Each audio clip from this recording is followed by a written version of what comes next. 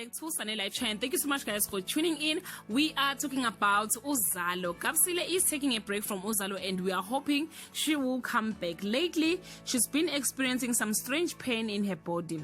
Kapsile is certain that God is punishing her for her sins. She buried Nsizwa and she killed Kehla and Nombulelo.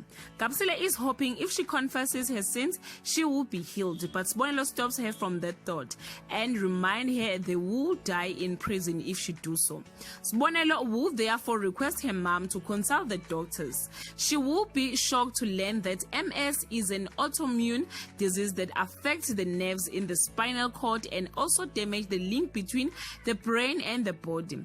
Instead of taking medication from the medical doctors, Kapsile will go against her beliefs and consult the Sangomas. Later, she will learn that MS is a chronic disease and it's not going anywhere anytime soon, and that will push her over the edge. Guys, it's not yet known how will Qabanga leaves the show, but I assume that how Kapsile will leave for this season.